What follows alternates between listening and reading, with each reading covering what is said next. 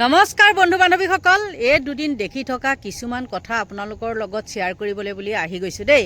আপোনালোকে বেয়া নাপাব আৰু কথাখিনি আপোনালোকে বাৰু শুনিবচোন, মই কিবা ভুল কওঁ নেকি।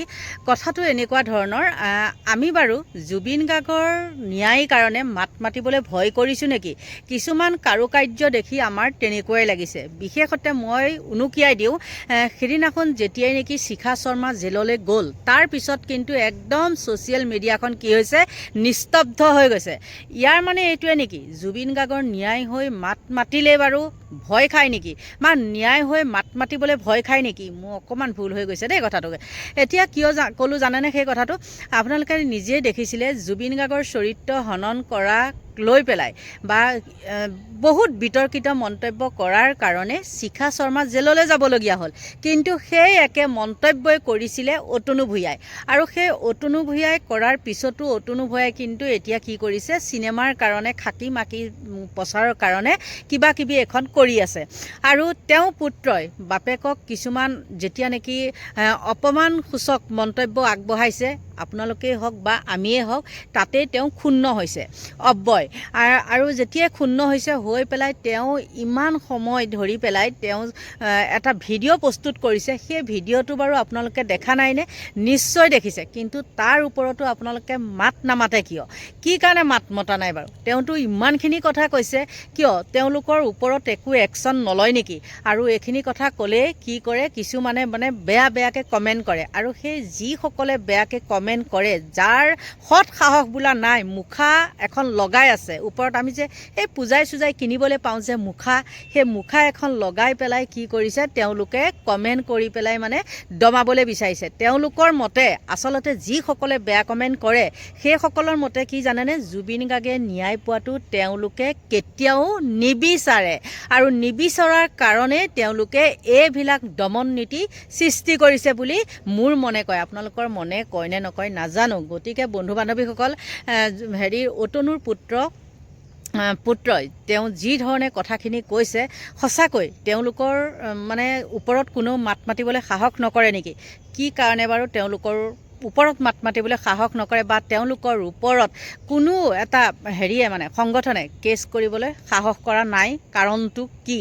আৰু আপোনালোকে কি ধৰণে কেনেকৈ লয় নাজানো, তেওঁ কিন্তু পুত্ৰই বহুখিনি কথা বিস্ফোৰক মন্তব্য কিছুমান আগবঢ়াইছে। আপোনালোকে চাওক। 4 মাহ অতিক্ৰম হৈ গ'ল আৰু আজিও আমাৰ প্ৰাণৰ শিল্পী জুবিন গাৰ্গে ন্যায় পোৱা নাই। আজি 4 মাহ ধৰি প্ৰত্যেকজন অসমীয়া, প্ৰত্যেকজন জুবিন অনুৰাগীয়ে নিজৰ প্ৰাণৰ শিল্পীজনৰ কাৰণে ন্যায় বিচাৰিছে। আমি শিখা শৰ্মাৰ ব্যক্তিগত ফেচবুক পোষ্ট সকলোৱে দেখিছোঁ। সকলোৰে গাৰ তেজ গৰম হৈ উঠিছিল। জুবিন গাৰ্গৰ পিতৃৰ ওপৰত তেওঁৰ অসভ্যালি মন্তব্য, জুবিন গাৰ্গৰ পৰিয়ালৰ ওপৰত তেওঁৰ মন্তব্য, এইবোৰ কথাৰ কোনো ধৰণৰ প্ৰমাণ নাই, কোনো ধৰণৰ এভিডেন্স নাই, কোনো ধৰণৰ ষ্টেটমেণ্ট নাই।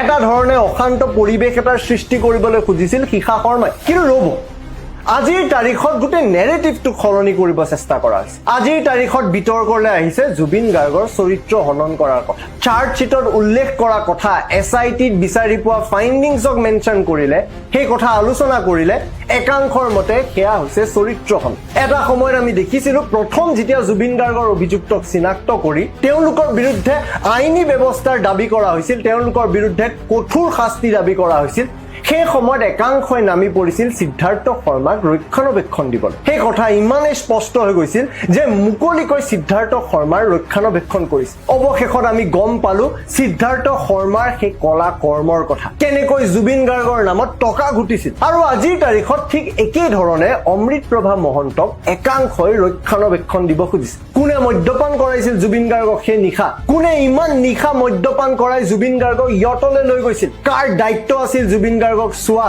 শ্যাম কানু আৰু সিদ্ধাৰ্থে মিলি অমৃতপ্ৰভাৰ লগত কি ক্ৰিমিনেল কনস্পিৰেচি ৰচিছিল, সমগ্ৰ কথা SITয়ে বিচাৰি পাইছে। তাৰে অভিযোগ ইতিমধ্যে আদালতত দাখিল কৰিছে। কিন্তু সামাজিক মাধ্যমত ইয়াক লৈ এনেকুৱা এটা নেৰেটিভ সৃষ্টি কৰিব বিচাৰিছে যে অমৃতপ্ৰভাই একো ধৰণৰ কামেই কৰা নাই, অমৃতপ্ৰভা নিৰ্দোষী। আজি স্পষ্টকৈ কৈছো, প্ৰথম দিনাৰ পৰাই আমি যুঁজি আহিছো প্ৰাণৰ শিল্পীৰ ন্যায়ৰ বাবে। আজি পুনৰ সেই কথা উত্থাপন কৰিম, কিয়নো এই নেৰেটিভ বিকৃত হ'ব নোৱাৰে। কি ধৰণে প্ৰত্যেকজন অভিযুক্তৰ ওপৰত SITয়ে কি চাৰ্জেছ দিছিল, কি সংঘটিত হৈছিল, আৰু কেনেকৈ নেৰেটিভ সলনি কৰা হৈছিল, সকলো কথা আলোচনা কৰিম এই ভিডিঅ'ত। এই ভিডিঅ' শেষলৈকে চাব। নমস্কাৰ, জয় অসম, জয় হিন্দ। মই অভয় ভূঞা এটা নতুন ভিডিঅ'লৈ স্বাগতম জনাইছোঁ। আজি 4টা মাহ অতিক্ৰম হৈ গ'ল। 4টা মাহত আমি আজিও জুবিন গাৰ্গৰ ন্যায় দাবী কৰি আছোঁ। এই প্ৰাণৰ শিল্পীজনে যেতিয়া আমাক 19 ছেপ্টেম্বৰ তাৰিখে এৰি থৈ গৈছিল, তাৰ পিছতে অসমৰ পৰিৱেশ সম্পূৰ্ণ সলনি হৈ গৈছিল। প্ৰত্যেকজন মানুহৰ মনত এটা ব্যক্তিগত ধৰণৰ ক্ষতি সকলোৱে অনুভৱ কৰিছিল। আৰু আজি 4টা মাহ অতিক্ৰম হোৱাৰ পিছতো আমি জুবিন গাৰ্গৰ ন্যায় বিচাৰি আছোঁ। আমি দাবী কৰিছিলোঁ, সকলোৱে বিচাৰিছিল এখন ফাষ্ট ট্ৰেক কোৰ্ট হওক, স্পেচিয়েল হিয়াৰিং হওক। 5 নম্বৰ শুনানি হ'বলৈ হ'ল কালি। এতিয়ালৈ কিন্তু কোনো স্পেচিয়েল কোৰ্ট গঠন কৰা নাই, ফাষ্ট ট্ৰেক কোৰ্টৰ গঠন হোৱা নাই। প্ৰত্যেক দিনাই এই গোচৰটোক লৈ শুনানি হোৱা নাই। খুব দীঘলীয়া পৃষ্ঠাৰ এখন চাৰ্জশ্বিট দাখিল কৰা হৈছিল SITৰ ফালৰ পৰা।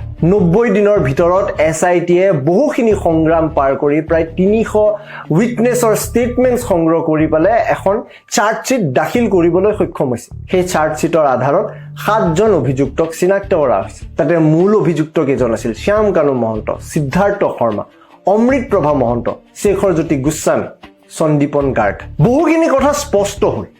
চাৰ্জশ্বিটত থকা ইতিমধ্যে বহুখিনি তথ্য সামাজিক মাধ্যমত আমি পঢ়িবলৈ পাইছোঁ। কিন্তু এইখিনি তথ্য আজিৰ তাৰিখত দিয়াৰ পূৰ্বে, আজি প্ৰায় 1, 2, 3 মাহ পূৰ্বে আমি ইতিমধ্যে সত্য বা ট্ৰুথৰ ফালৰ পৰা আমি জনাইছিলোঁ। যিমানখিনি তথ্য আমি সংগ্ৰহ কৰিবলৈ সক্ষম হৈছিলোঁ, আমি গোটেইখিনি কথা ক'বলৈ চেষ্টা কৰিছিলোঁ একমাত্ৰ এটা কাৰণে, যে আমাৰ প্ৰাণৰ শিল্পীজনে ন্যায় পাওক। মই কিছুমান কথা এইকাৰণে মনত পেলাই দিব খুজিছোঁ, যি দৰ্শকে আমাক ইমান দিনে চাই আছিল তেওঁলোকে এইবোৰ কথা জানে। কিন্তু সামাজিক মাধ্যম, বিশেষকৈ ফেচবুকত যি এটা ধৰণৰ নেৰেটিভ সৃষ্টি কৰিব খুজি আছে, তেওঁলোকে হয়তো এই কথাখিনি নাজানে। এবাৰ মনত পেলাই দিব খোজো। জুবিন গাৰ্গৰ যেতিয়াই 19 ছেপ্টেম্বৰ তাৰিখে মৃত্যুৰ খবৰ আহিলে, তাৰ পিছত বহু দিনলৈকে কোনো এজন অভিযুক্তৰ ওপৰত আঙুলি টোৱা নাছিল কোনো ব্যক্তিয়ে। পৰিয়ালে সেই সময়ত ভাঙি পৰিছিল। বহু দিনৰ আচলতে এটা দীঘলীয়া সময় পাৰ কৰি নিজকে মনোবল শক্তিশালী কৰাৰ পিছতহে গৰিমা গাৰ্গ সাহসেৰে ওলাই আহিছিল। কিন্তু তাৰে আগৰ পৰ্যায়ত প্ৰত্যেক অসমীয়াই এইখিনি কথাক লৈ মাত মাতি আহিছে।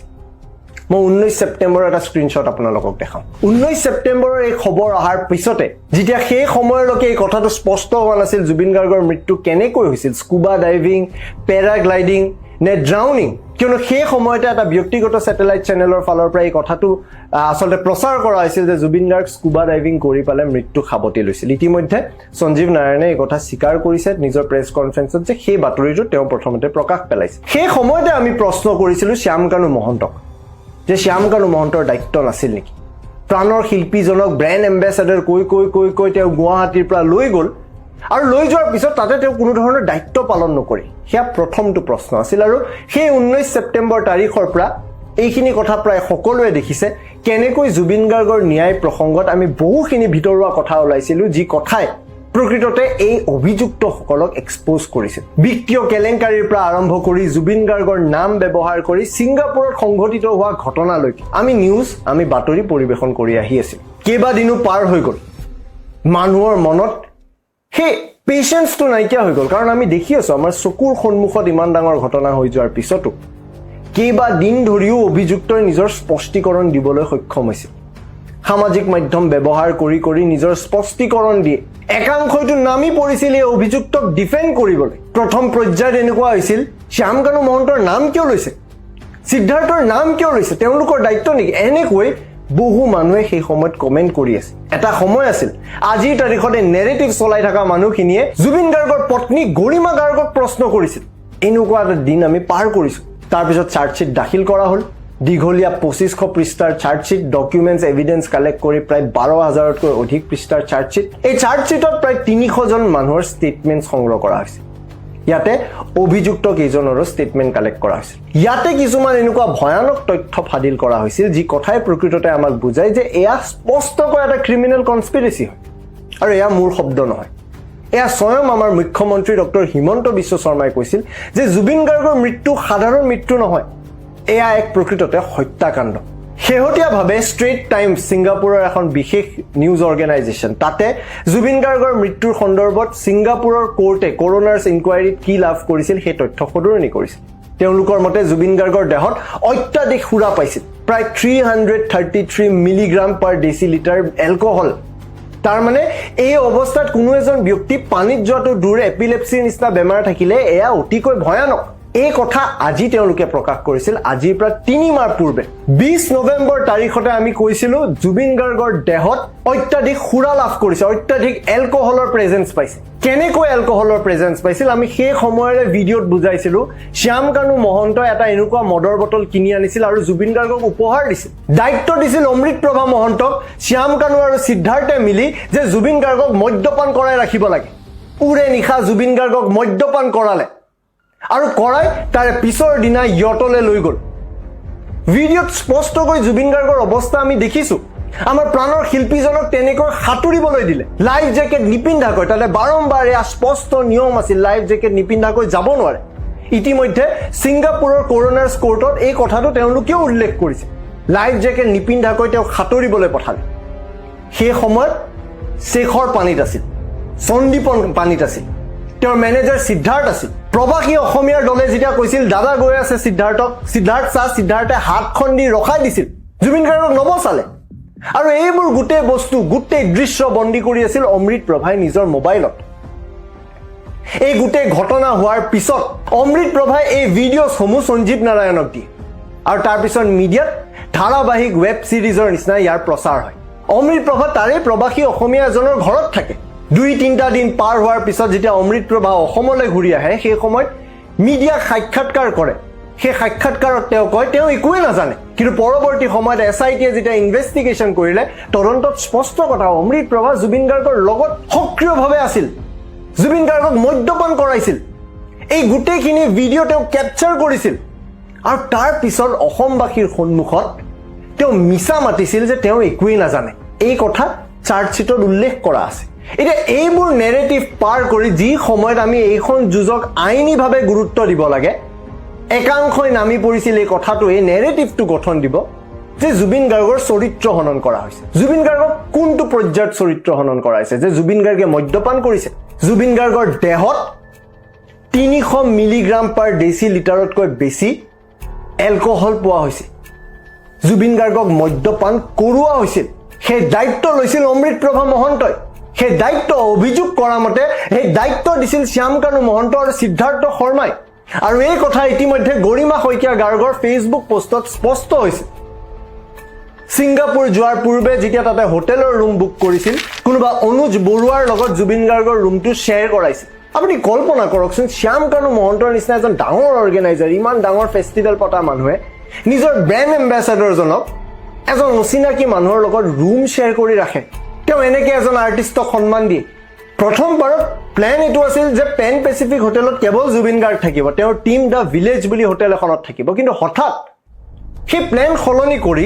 সিদ্ধাৰ্থ শেখৰ অমৃত প্ৰভা সন্দীপনক জুবিন গাৰ্গৰ লগত একেলগে পেন পেচিফিক হোটেলত কিয় ৰাখিলে শ্যাম কানু মহন্তই প্ৰথম পৰ্যায়ত শ্যাম কানুৰ ৰুমৰ কিনাৰতে জুবিন গাৰ্গৰ ৰুমটো আছিল হঠাতে সেই ৰুম সলনি কৰি কিয় জুবিন গাৰ্গ আৰু অমৃত প্ৰভাক এটা ৰুম শ্বেয়াৰ কৰিবলৈ বাধ্য কৰিছিল শ্যাম কানু আৰু সিদ্ধাৰ্থে এইবোৰ প্ৰশ্ন যদি উত্থাপন কৰিব নোৱাৰি চাৰ্জশ্বিটত পোৱা এই তথ্যবোৰ যদি ক'ব নোৱাৰি তেতিয়াহ'লে আমি আইনী যুঁজখন কেনেকৈ যুঁজিম কিন্তু একাংশৰ মতে এয়া চৰিত্ৰ হনন তাৰ মানে অমৃত প্ৰভা তাতে উপস্থিত নাছিল অমৃত প্ৰভাই জুবিন গাৰ্গক মদ্যপান কৰোৱা নাছিল ইয়াৰে পূৰ্বে মই জনাব খোজো কি ধাৰা এই অভিযুক্তৰ ওপৰত লগাইছিল মই পুনৰ এবাৰ এই কাৰণে জনাব খোজো কিয়নো এইখিনি কথা আমি আলোচনা কৰাটো প্ৰয়োজন হৈছে নেৰেটিভৰ বলত জুবিন গাৰ্গৰ ন্যায় সংগ্ৰামখন ঢিলা হৈ যাব নোৱাৰে এই নেৰেটিভৰ জোৰত কোনোবা কাবাক ব্যক্তিগত আক্ৰমণ কৰিব বুলি কোনোবা এজন অভিযুক্ত যাৰ কাৰণে আমি আমাৰ প্ৰাণৰ শিল্পীক হেৰুৱালো সেই অভিযুক্ত হাৰি যাব নোৱাৰে এই গ্ৰাফিক্সলে মন কৰক অমৃত প্ৰভা মহন্তৰ বিৰুদ্ধে 3টাকৈ চাৰ্জেছ লগোৱা হৈছে প্ৰথমটো সেকশন 103 অৰ্থাৎ মাৰ্ডাৰ চাৰ্জ সেকশন 61 অৰ্থাৎ ক্ৰিমিনেল কনস্পিৰেসি সেকশন 238 অৰ্থাৎ ডিষ্ট্ৰাকশ্যন অফ এভিডেন্স আৰু সকলোৰে ওপৰত বিএনএছৰ ধাৰা 3 লগোৱা হৈছে বিএনএছৰ ধাৰা 3 তাৰে অবলিক 678 অৰ্থাৎ কমন ইন্টেনশন লৈ এটা ক্ৰিমিনেল কনস্পিৰেসি এইবোৰে মিলি পালে কৰিছিল আমাৰ প্ৰাণৰ শিল্পীজনৰ বিৰুদ্ধে এতিয়া ইয়াতে এটেম্প টু মাৰ্ডাৰ এটা ডাঙৰ ধাৰা অমৃত প্ৰভাই যদি মদ্যপান কৰোৱা নাছিল এই ধাৰাটো কিয় সন্নিৱিষ্ট কৰা হয় ক্ৰিমিনেল কনস্পিৰেসি যদি কনস্পিৰেসিটোৰ অংশীদাৰে অমৃত প্ৰভা নাছিল তেতিয়াহ'লে অমৃত প্ৰভাক কিয় এই ধাৰাটো সন্নিৱিষ্ট কৰা হ'ল ডিষ্ট্ৰাকশ্যন অফ এভিডেন্স আটাইতকৈ গুৰুত্বপূৰ্ণ কথা আটাইতকৈ গুৰুত্বপূৰ্ণ চাৰ্জ তাতে থকা এভিডেন্স নষ্ট কৰা অভিযোগ দিছে অমৃতপ্ৰভা মহন্তৰ ওপৰত ইমানখিনি ধাৰা স্পষ্টকৈ থকাৰ পিছতো আজি একাংশই অমৃতপ্ৰভা মহন্তক কিয় ৰক্ষণাবেক্ষণ দিব খুজি আছে চৰিত্ৰ হননৰ উদাহৰণ দাঙি ধৰিলে শিখা শৰ্মাই আমি শিখা শৰ্মাৰ ব্যক্তিগত ফেচবুক পোষ্ট সকলোৱে দেখিছো সকলোৰে গাৰ তেজ গৰম হৈ উঠিছিল জুবিন গাৰ্গৰ পিতৃৰ ওপৰত তেওঁৰ অসভ্যালি মন্তব্য জুবিন গাৰ্গৰ পৰিয়ালৰ ওপৰত তেওঁৰ মন্তব্য এইবোৰ কথাৰ কোনো ধৰণৰ প্ৰমাণ নাই কোনো ধৰণৰ এভিডেন্স নাই কোনো ধৰণৰ ষ্টেটমেণ্ট নাই এটা ধৰণে অশান্ত পৰিৱেশ এটাৰ সৃষ্টি কৰিবলৈ খুজিছিল শিখা শৰ্মাই আৰু তাৰে শাস্তি কেনেকৈ পাব লাগে গৰিমা শইকীয়া গাৰ্গে স্পষ্টকৈ দেখালে আইনী শক্তিৰ ব্যৱহাৰ কৰি পালে শিখা শৰ্মা বৰ্তমান সময়ত গ্ৰেপ্তাৰ আৰু আজি কেন্দ্ৰীয় কাৰাগাৰলৈ প্ৰেৰণ কৰা হৈছে সেয়া চৰিত্ৰ হননৰ উদাহৰণ কিন্তু অমৃতপ্ৰভাই কৰা কাণ্ডৰ কথা যদি আলোচনা কৰাটো চৰিত্ৰ হনন হয় তে কোন হয় এইকেইজন ব্যক্তি যোনে অমৃতপ্ৰভাক ৰক্ষণাবেক্ষণ দিব চেষ্টা কৰিছে এইকেইজন ব্যক্তি সেই একেইজন ব্যক্তি নেকি যোনে সিদ্ধাৰ্থ শৰ্মাকো ৰক্ষণাবেক্ষণ দিব চেষ্টা কৰিছিল সিদ্ধাৰ্থ শৰ্মাৰ ওপৰত কি ধাৰা লগাইছে শুনক সেকশন 103 মাৰ্ডাৰৰ charge section 61 criminal conspiracy section 316 316 criminal breach of trust এই তিনিটা গুৰুত্বপূৰ্ণ ধাৰাৰ লগতে এটা ডাঙৰ ফাইনেন্সিয়েল ফ্ৰডৰো অভিযোগ সিদ্ধাৰ্থ শৰ্মাৰ বিৰুদ্ধে সন্নিবিষ্ট কৰা হৈছে তে যিসকলে সিদ্ধাৰ্থ শৰ্মাক সেই সময়ত ৰক্ষণাবেক্ষণ দিছিল এই কথাটো স্পষ্টকৈ বুজাব পাৰিবনে কিয় ৰক্ষণাবেক্ষণ দিছিল যেতিয়া আমি স্পষ্টকৈ ভিডিঅ'সমূহত দেখিছিলোঁ সিদ্ধাৰ্থ শৰ্মাৰ নেগলিজেন্সৰ কথা কেনেকৈ সিদ্ধাৰ্থ শৰ্মাৰ ভুলৰ বাবে তেওঁ মন নিদিয়াৰ বাবে আমি আমাৰ প্ৰাণৰ শিল্পীজনক হেৰুৱাবলগীয়া হয় মনত ৰাখিব জুবিন গাৰ্গ এটা টৌৰত আছিল সেই টৌৰৰ মেনেজাৰ সিদ্ধাৰ্থ শৰ্মা আছিল সিদ্ধাৰ্থ শৰ্মাই নিজৰ দায়িত্ব পালন নকৰিলে আৰু তাৰ পিছত সেই সিদ্ধাৰ্থ শৰ্মাকে ৰক্ষণাবেক্ষণ দিবলৈ গ'ল তাৰ পিছত আহিল শ্যাম কানু মহন্তৰ কথা আটাইতকৈ বেছি ধাৰা শ্যাম কানু মহন্তৰ ওপৰত সন্নিবিষ্ট কৰা হৈছে section 103 murder section 61 criminal conspiracy section 316 criminal breach of trust section 308 extortion section 318 cheating section 238 destruction of evidence এইবোৰ ধাৰা তেওঁৰ ওপৰত সন্নিবিষ্ট কৰা হৈছে শেখৰ জ্যোতি গোস্বামীৰ ওপৰতো একে শেখৰ জ্যোতি গোস্বামী গুৱাহাটী আহি পাই বহুখিনি টেলিভিজন চেনেল বহুখিনি ডিজিটেল মিডিয়াক গৈ বাইট দিছিল ষ্টেটমেণ্ট দিছিল যে তেওঁ একো নাজানে কিন্তু অৱশেষত আজি এছআইটিৰ ফালৰ পৰা বহুখিনি গুৰুত্বপূৰ্ণ তথ্য লাভ কৰিছে যাৰ অধীনত তেওঁৰ ওপৰতো কেইবাটাও গুৰুত্বপূৰ্ণ ধাৰা সন্নিবিষ্ট কৰা হৈছে section 103 murder section 61 criminal conspiracy section 316 criminal breach of trust ইমানখিনি ধাৰা স্পষ্টকৈ দিয়াৰ পিছতো আজি একাংশই চৰিত্ৰ হননৰ নাম লৈ নেৰেটিভ সৃষ্টি কৰি কাক ৰক্ষণাবেক্ষণ দিবলৈ গৈ আছে যিটো সময়তে ন্যায় সংগ্ৰামখন এটা ধৰণে আৰম্ভ হৈছিল আমাৰ প্ৰাণৰ শিল্পীজনক ন্যায় দিবলৈ আজিৰ তাৰিখত প্ৰাণৰ শিল্পীজন একাংশৰ কাৰণে কন্টেন্ট হৈ গ'ল ফেচবুক খুলি চাওক এই নেৰেটিভত কমেন্ট দি থকা মানুহখিনিৰ প্ৰফাইল খুলি চাওক ডিপিত জুবিন গাৰ্গ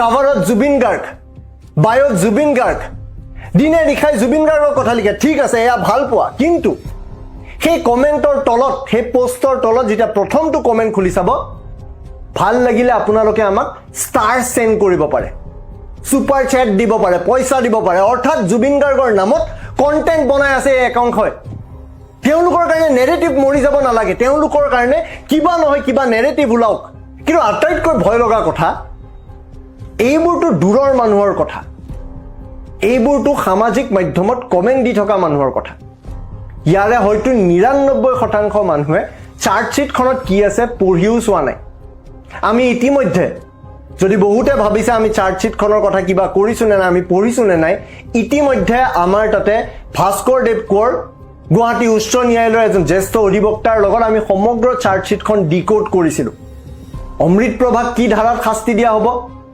শ্যাম কানুৰ কি ধাৰা আছে সকলো কথা আমি তাতে আলোচনা কৰিছিলো চাৰ্টশিটৰ ষ্টেটমেণ্টত স্পষ্টকৈ সকলো কথা লিখা আছে এখন চাৰ্টশিটৰ ভিতৰত যিমানখিনি তথ্য আছে ইতিমধ্যে যিমানখিনি তথ্য আমি যিমান সূত্ৰৰ পৰা গোটাই ক'ব পাৰো আমি কৈছো কিন্তু ইয়াৰ পিছতো এগৰাকী প্ৰফেছৰে এই গোটেই চৰিত্ৰ হননৰ কথাটোক লৈ পালে গোটেই ফেক্টছ গোটেই নেৰেটিভটোকে সলনি কৰিব খুজিছে তেওঁ নিজৰ ব্যক্তিগত আক্ৰমণ ইয়াতে আনিছে এটা ধৰণে তেওঁ এই কথাটো বুজাব খুজিছে যে অমৃতপ্ৰভাই জুবিন গাৰ্গক মদ্যপান কৰোৱাই নাছিল নেকি এটা ধৰণে তেওঁ এই কথাটো বুজাবলৈ চেষ্টা কৰিছে নেকি যে জুবিন গাৰ্গক কোনো ধৰণে অমৃতপ্ৰভা লগত নাছিলে তেতিয়াহ'লে জুবিন গাৰ্গৰ দেহাত ইমানখিনি সুৰা ক'ৰ পৰা আহিল তে শ্যামকানু মহন্ত আৰু সিদ্ধাৰ্থে মিলি অমৃত প্ৰভাক এই দায়িত্ব কিয় দিলে?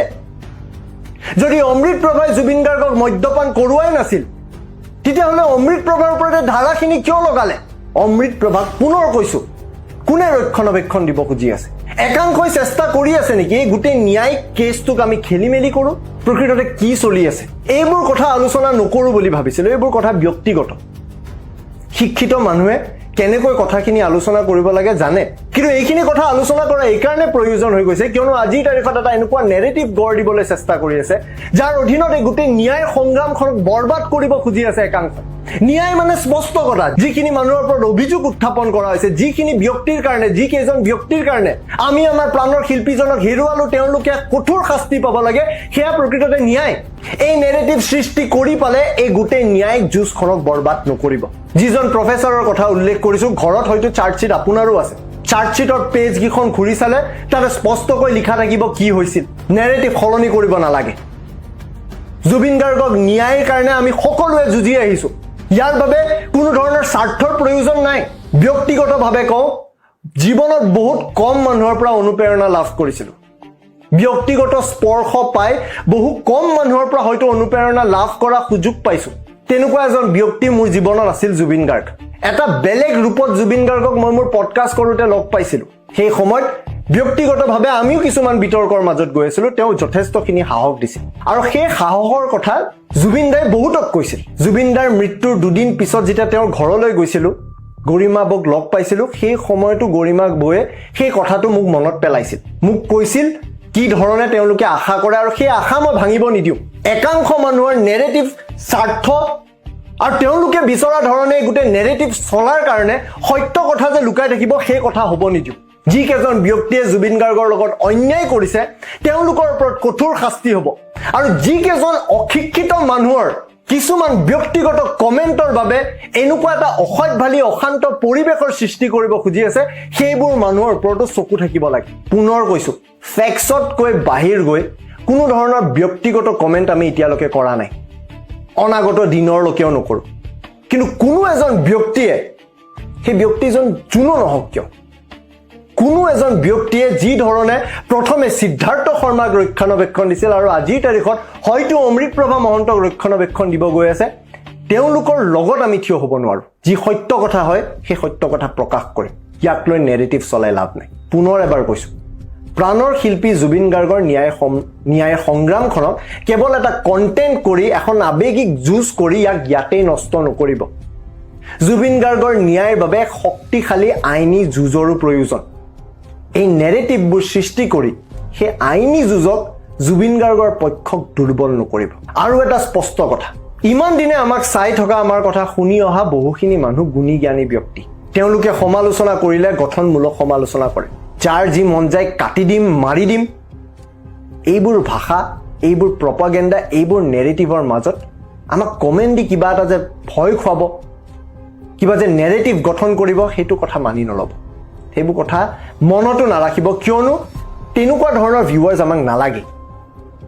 এনেকুৱা অশিক্ষিত, এনেকুৱা কমেণ্ট দিয়া মানুহে ভিডিঅ'ই চাব নালাগে, নাচাব। কণ্টেণ্ট কনজিউমে নকৰিব, কমেণ্ট বাদেই দিয়ক, নাচাব। যিখিনি গুণী জ্ঞানী ব্যক্তি আছে, যাৰ গঠনমূলক চিন্তা কৰা সেই মানসিকতা, সেই শিক্ষা আছে, তেওঁলোকে কেৱল চাওক। কিন্তু যি ব্যক্তিয়ে এনেকুৱা ব্যক্তিগত কথা লৈ পালে এনেকুৱা অসভ্যালী কৰি এই অশান্ত পৰিৱেশৰ সৃষ্টি কৰিছে, গৰিমা শইকীয়া গাৰ্গে ইতিমধ্যে এটা ডাঙৰ উদাহৰণ দাঙি ধৰিছে এনেকুৱা অশান্ত পৰিৱেশক শান্ত কেনেকৈ কৰিব লাগে। এনেকুৱা অশান্ত পৰিৱেশকো আমি তেনেকৈয়ে শান্ত কৰিম। পুনৰ কৈছোঁ, জুবিন গাৰ্গক ভাল পোৱাটো মই ডিপি সলাই সেই পোষ্টৰ তলত মোক ষ্টাৰ্ছ দিয়ক, ভিডিঅ'টো শ্বেয়াৰ কৰক, জুবিন দাক ভাল পাই যদি এই পোষ্টটো লাইক কৰক, এইবোৰ কথা কৈ প্ৰমাণ কৰিব নালাগে। এইবোৰ কাম কৰি অহা জুবিন প্ৰেমীখিনিয়ে আনক জুবিন প্ৰেমী বুলি প্ৰশ্ন কৰিব নালাগে। নেৰেটিভ বনাওক, কিন্তু জুবিন গাৰ্গৰ ন্যায় প্ৰক্ৰিয়াটোক ধ্বংস নকৰিব। কেতিয়া গ্ৰেপ্তাৰ হ'ব জুবিন গাৰ্গৰ চৰিত্ৰ হনন কৰা সাংবাদিক অতনু ভূঞা? শিখা শৰ্মাক গ্ৰেপ্তাৰ কৰা আৰক্ষীয়ে কিয় গ্ৰেপ্তাৰ কৰিব নোৱাৰে অতনু? কাক সন্তুষ্ট কৰিবলৈ জুবিন গাৰ্গৰ চৰিত্ৰ হনন কৰিলে সাংবাদিক অতনুৱে? হ্ৰাস কৰাৰ চেষ্টা কৰিছিল নেকি অতনু ভূঞাই? জুবিন গাৰ্গৰ চৰিত্ৰ হনন কৰি ন্যায়ৰ দাবী তল পেলোৱাৰ চেষ্টা নেকি অতনুৰ? অতনুৰ হাতত হাত কেৰিয়াৰ লগাবলৈ কিয় হাত কঁপিছে হিমন্তৰ আৰক্ষীৰ? জুবিন গাৰ্গৰ চৰিত্ৰ হনন কৰি গ্ৰেপ্তাৰ হল বিতৰ্কিত ৰাজনৈতিক জকাৰ তথা অসমৰ ৰাজনীতিৰ মহিলা কুকুৰালী শিখা শৰ্মা। গৰিমা গাৰ্গৰ এজাহাৰৰ পিছতেই পাণবজাৰ মহিলা আৰক্ষীয়ে গ্ৰেপ্তাৰ কৰিলে শিখা শৰ্মাক। কিন্তু জুবিন গাৰ্গৰ চৰিত্ৰ হননকেই জীৱনৰ ব্ৰত হিচাপে পালন কৰা সাংবাদিক অতনু ভূঞাক কেতিয়া গ্ৰেপ্তাৰ কৰিব অসম আৰক্ষীয়ে? উল্লেখ্য যে জুবিন গাৰ্গৰ চিতাৰ জুই চেঁচা হবলৈ নৌ পাওঁতেই জুবিন গাৰ্গৰ চৰিত্ৰ হনন কৰি ফেচবুকত দীঘলীয়া প্ৰবন্ধ ৰচনা কৰিছিল। জুবিন গাৰ্গে এগৰাকী সহশিল্পীৰ লগত নৈশ যাপন কৰা আৰু সুৰাপান কৰা বুলি ফেচবুকত জুবিন গাৰ্গৰ চৰিত্ৰ হননৰ চেষ্টা কৰিছিল অতনুৱে। অসত্য আৰু প্ৰপাগাণ্ডাৰে ভৰা এটা পাবত গজা পৰ্টেল চেনেলত জুবিন গাৰ্গৰ চৰিত্ৰ হনন কৰাৰ বাতৰি প্ৰচাৰো কৰিছিল অতনু ভূঞাই। উল্লেখ্য যে এইজন সাংবাদিক অতনু ভূঞাৰ বিৰুদ্ধে আছে বহু অভিযোগ। কংগ্ৰেছৰ ৰাজত্বৰ কালছোৱাত অসমৰ ৰাইজে অতনু ভূঞাক হিমন্ত বিশ্ব শৰ্মাৰ পত্নী ৰিণিকী ভূঞা শৰ্মাৰ ভাতৃ বুলিয়েই ভাবিছিল। সেই সময়ৰ কংগ্ৰেছী হিমন্তৰ সামাজিক মাধ্যমৰ একাউণ্টটো খুলি দিছিল অতনু ভূঞাই। তৰুণ গগৈৰ লগতো একালত ঘনিষ্ঠ আছিল সাংবাদিক অতনু ভূঞা। আজি সেই অতনু ভূঞাই গৌৰৱ গগৈক তুলনা কৰে নিজৰ পোহনীয়া কুকুৰৰ সৈতে। নীলাজৰ দৰে বিজেপি চৰকাৰক তৈলমৰ্দন কৰি বাতৰি পৰিৱেশনতো বিশাৰদ এইগৰাকী সাংবাদিক। সেই অতনু ভূঞাই আজি কৰে জুবিন গাৰ্গৰ চৰিত্ৰ হনন।